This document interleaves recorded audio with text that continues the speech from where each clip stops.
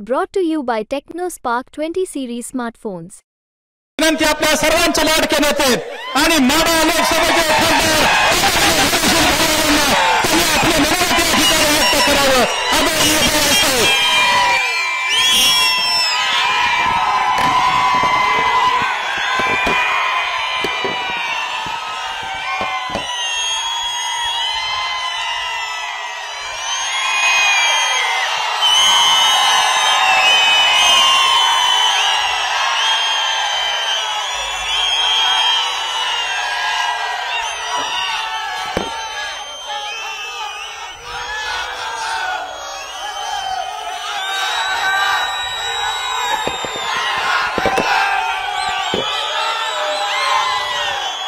अच्छा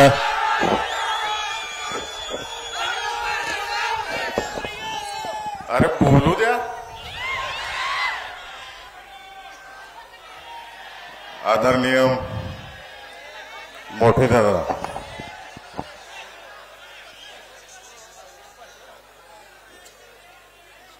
राष्ट्रवादी काँग्रेस शरद पवार पार्टीचे प्रदेश अध्यक्ष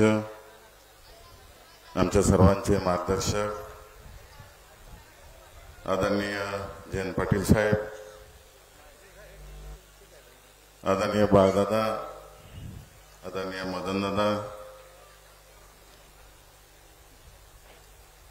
व्यासपीठावर उपस्थित असलेले सर्व सन्माननीय अतिथी, सगळ्यांची नावं घेत बसलो तर वेळ जाईल, सगळ्यांची मी माफी मागतो या ठिकाणी. गेल्या चार वाजल्यापासून तुम्ही सगळेजण इथं शिवरत्न बंगल्यावरती मांडी घालून बसलाय, सगळ्यांचे पाय दुखतायत. त्यामुळे मी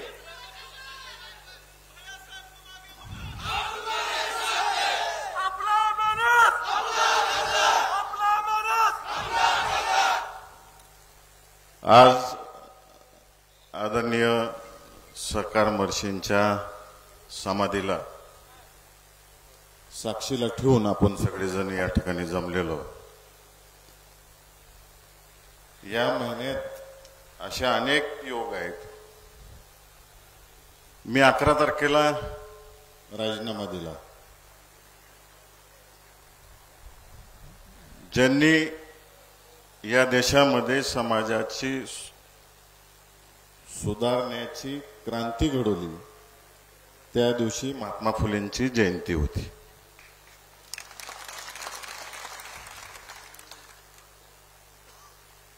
आज निर्णय करतोय मी, मोहिते पाटील कुटुंब निर्णय करते, आपण सगळेजण, तुम्ही दादांवर प्रेम करणारे सर्व कार्यकर्ते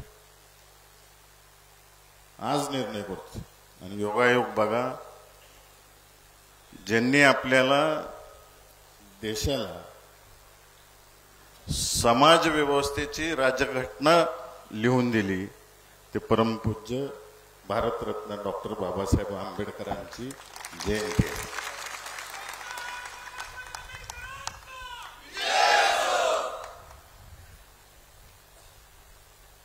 म्हणजे हे सगळे योगायोग होत चाललेले आहेत.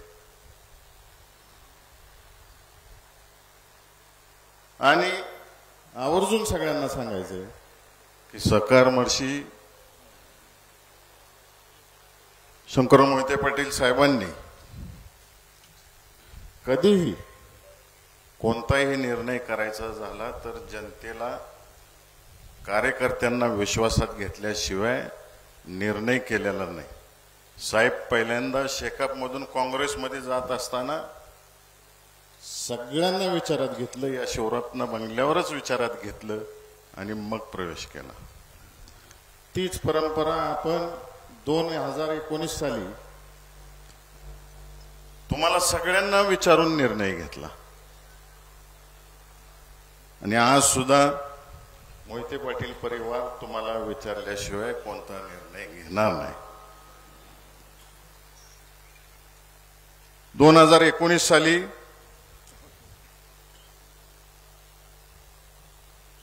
पक्षाने आदेश दिला की दुसऱ्या दिवशी मोठे दादांनी आपल्याला सगळ्यांना सांगितले आपल्याला काम करायचंय, तुम्ही काही प्रश्न विचारला नाही आणि आपण एका उमेदवाराला निवडून दिलं. रणजितदादांनी बाळदादांनी इथं घोषणा केली याच शिवरत्न बंगल्याच्या हिरवडीवर याच ठिकाणी, आणि आपण 1,16,000 मतांनी निवडून दिलं. त्याच्या पाठोपाठ कधी नव्हे ते सोलापूर जिल्हा परिषदेमध्ये आपले जिल्हा परिषदचे माळशिरस तालुक्यातले 8 सदस्य कोणतंही पद न घेता भारतीय जनता पार्टीला आपण पहिल्यांदा झेडपीच्या स्थापनेपासून पहिल्यांदा सत्ता आणून दिली, कायदेशीर कारवाईला पुढे गेले. त्याची इतिहासात नोंद झाली. माळशिरसला आपण आमदार दिला. पंढरपूर मंगळवेढ्यात सुद्धा आदरणीय दादांना मानणाऱ्या कार्यकर्त्यांनी पोटनिवडणुकीत आमदार निवडून दिला. पक्षाने जे जे कार्यक्रम सांगितले ते कार्यक्रम आपण सगळ्यांनी राबवले. हे सगळं करत असताना मला आवर्जून सांगायचं आहे की दादांनी खासदार असताना खासदार निधी काय असतो हे प्रत्येक गावाला ओळख करून दिली. इथं जमलेले सगळ्यांनी सांगा, तुमच्या गावात एक ना एक काम तर आहे दादांचं. विरोधी पक्षात राहून त्या विभागाच्या मंत्र्यांकडून कसं काम करून घ्यायचं हे मोठे दादांनी गडकरी साहेबांकडून करून दाखवलं. आज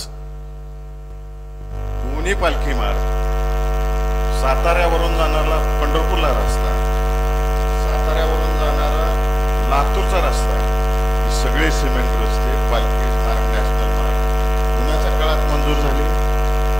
मोठे दादा जेव्हा खासदार होते गडकरी साहेबांना पत्र दिले. आज 6-7 पत्रे रस्ते. त्याच्यानंतर दादासाहेबांनी सरकार मळशींच्या जयंतीला, शतक महोत्सवी जयंतीला विजयसिंह मोहिते पाटील क्रीडा संकुलावरती आदरणीय रणजितदादांनी ब्रिटिश काळापासून प्रलंबित असलेली लोणंद पंढरपूर रेल्वेची मागणी केली. रणजितदादा ज्यावेळेस राज्यसभेचे खासदार होते, राज्यसभेच्या कामकाजात ममता बॅनर्जी त्या काळच्या रेल्वे मंत्री होत्या, त्यावेळेस मागणी केली होती. त्यानंतर मोठे दादांनी पाठपुरावा केला आणि रणजितदादांनी केला. साहेब योगायोगाने त्यावेळेस सकार मर्शींच्या जयंतीला आचारसंहिता लागू झाली म्हणून सुरेश प्रभू साहेबांनी त्यावेळेस घोषणा केली नाही, परंतु त्या भाषणात सांगितलं त्यांनी की आम्ही ह्याचा नक्कीच विचार करू. आणि बजेट होतं नंतर, आणि बजेटमध्ये शेवटचं रेल्वे बजेट होतं, त्यानंतर एकंदरीत बजेट सुरू झालं केंद्रामध्ये. त्या बजेटमध्ये सुरेश प्रभू साहेबांनी 1,000 कोटीची तरतूद केली आणि 100 कोटीची टोकन अमाऊंट दिली. आज एक महाशय आपल्या मतदारसंघात सगळीकडे बोलत सुटलाय, मी वर्षाला 1,00,000 कोटी आणले, तासाला वर्षाला 1,00,000 कोटी आणले, तासाला 1,000 कोटी आणले असं बोलत सुटलाय. दिसले का रे बाबांनो तुम्हाला हे कुठं आलेत, काय कामं झाले? तिकडे दिसलंय कोणाला? अहो ह्याला काय काम करायचे हे सुद्धा माहित नाही. रणजितदादांनी मला सांगितलं, अरे भैया अपंग लोकांसाठी आणि वयस्कर माणसांसाठी एक स्कीम आहे, ती राबवली पाहिजे आपल्या मतदारसंघात. ती राबवली पण मी प्रत्येक तालुक्यात गेलो, प्रत्येक तालुक्यात जाऊन अपंगांना तपासण्या केल्या. तळेकर सर तुमच्याच कार्यालयात केलं. साहेब हे सगळं केलं, केंद्राचं चांगलं सामान आलं, माळशिरस तालुक्यात पहिलं वाटप झालं, चांगलं झालं. नंतर ह्या महाशयाने सीओला फोन लावला, बीडीओला फोन लावला प्रत्येक तालुक्याच्या, सामान अजून सुद्धा सगळीकडे पडून आहे. त्या अपंग लोकांना कसलंच साहित्य जाऊन दिलं नाही. त्या स्थानिक आमदारांनी, आता सगळेच विरोधी आमदार आहेत, त्या सगळ्या आमदारांनी सांगितलं की एक सुद्धा साहित्य वाटायचं नाही. साहित्य वाटायचं झालं तर आमच्या हस्ते वाटायचं. सगळ्यात शेवटी मी त्या सगळ्या अधिकाऱ्यांना फोन लावला, आमच्या हस्ते नाही झालं चालेल, कुणासाठी आले, त्या गोरगरिबासाठी आले, ते द्या. अजूनपर्यंत वाटत नाही गोडाऊन मध्ये पडू नये सगळं साहित्य. आणि 1 लाख कोटी कुठे गेले मला हे समजत नाही.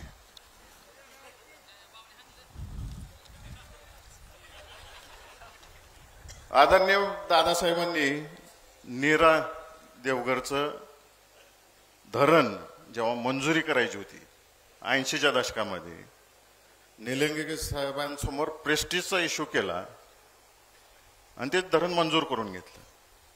नंतरच्या काळात रामराजे साहेबांनी सुद्धा त्यात योगदान दिलं.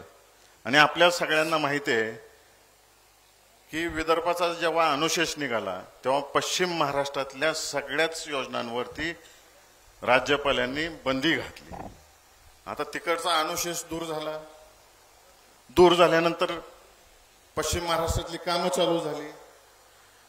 लाख मतं ज्या माणसाला दिली आम्ही, त्याचं काम होतं की मोठे दादांना त्या बैठकीला घेऊन जायचं, रणजितदादांना त्या बैठकीला घेऊन जायचं, इथला आमदार घेऊन जायचा.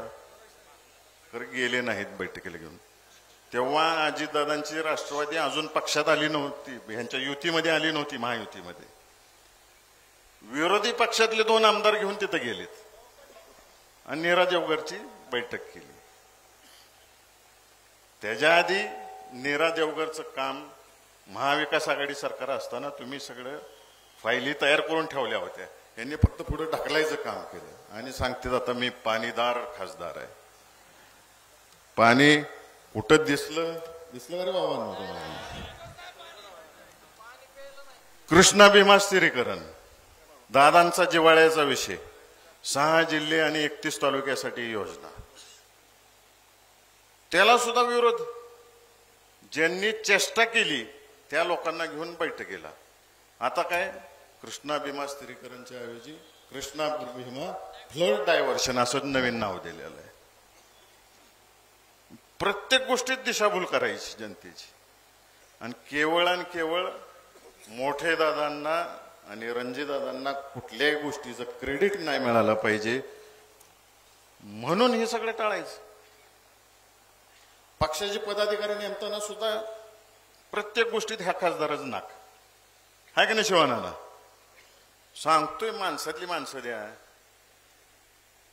ज्यांनी मतं टाकली नाहीत ते ह्याच्या गाडीत माणसं, ज्यांनी मतं टाकली नाहीत त्यांना पद.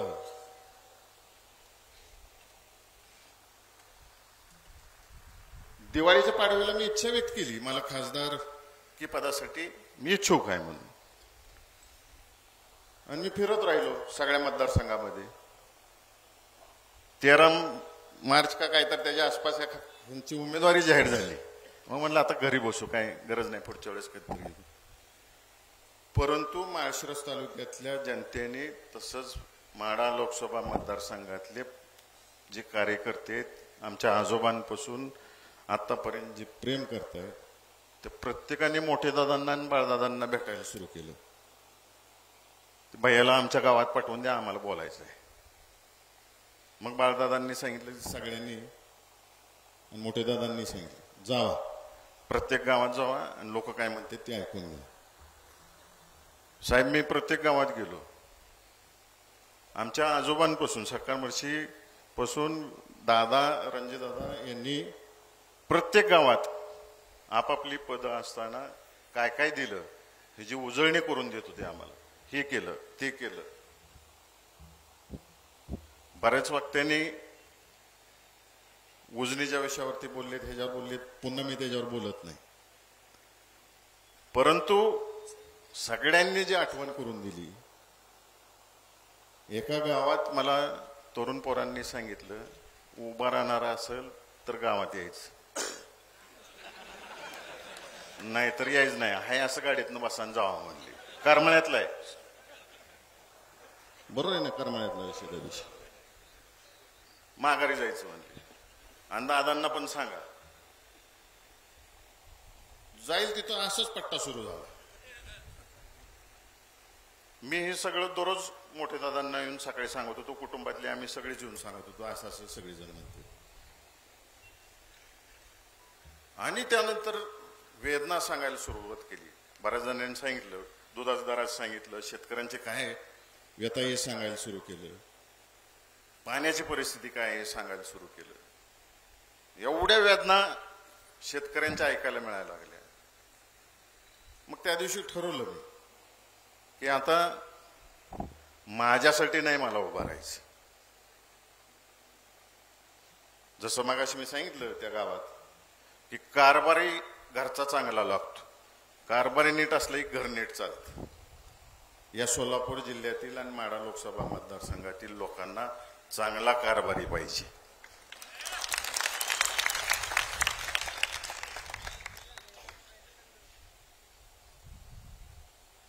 आणि चांगला कारभार करण्याच्या दृष्टिकोनातून साकार मर्शींनी पण शिकवण दिली आणि मोठे दादांनी पण दिलेली आम्हाला. जनतेची कामं कशी करायची आणि वेळ कसा द्यायचा. आता तुम्ही सगळ्यांनी सांगायचं आहे काय निर्णय घ्यायचा. मी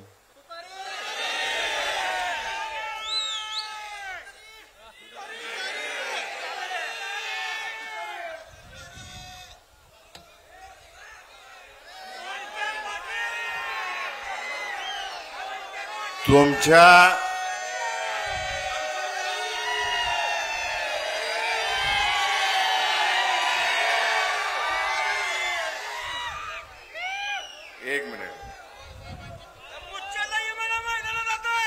एक मिनिट काही जणांनी प्रश्न विचारला, मागच्या वेळेस पवार साहेबांना सोडून गेला.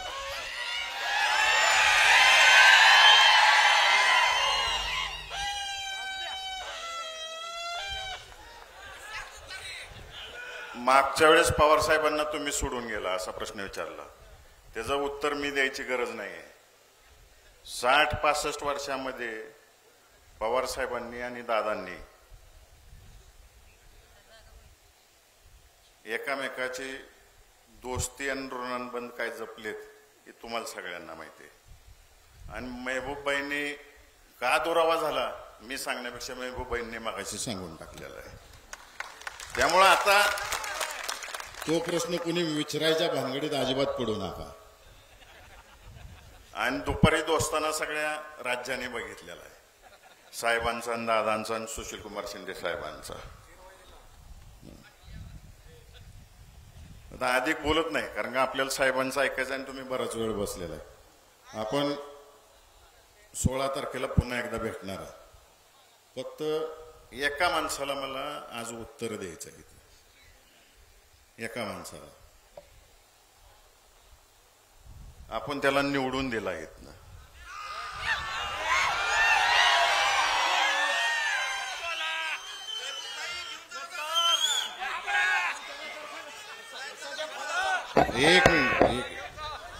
एक मिनिट त्यानं मांडव्यात एक प्रश्न विचारला. मांडव्यात म्हणला 70-75 वर्षात काय विकास झाला ते मी या 5 वर्षात केला. मी फक्त 2.5 वर्षात केला. मी फक्त एकच उत्तर देतो. दादांच्या सांगण्यावरून इथं जेवढी बसलीत ना त्या सगळ्यांनी एका रात्रीत तुला आमदार केला.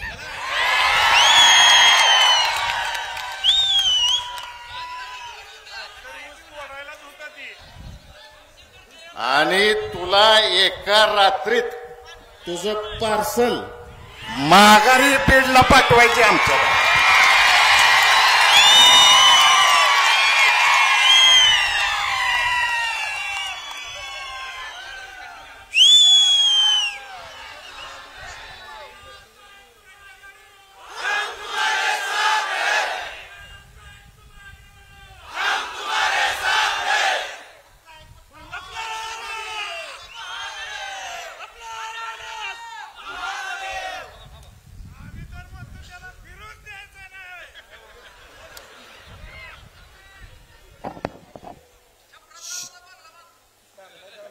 शेवटचं बोलतो मी.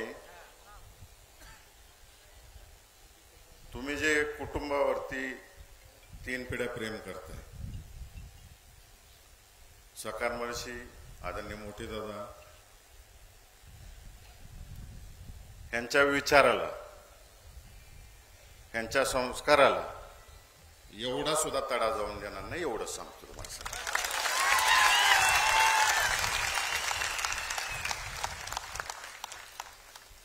मग घ्यायची ना तू तरी.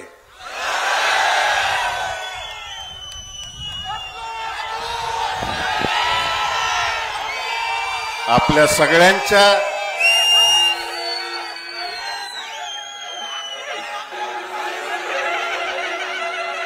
तुमच्या सगळ्यांच्या आदेशाने मी आजपासून तुतारी हातात घेत आहे.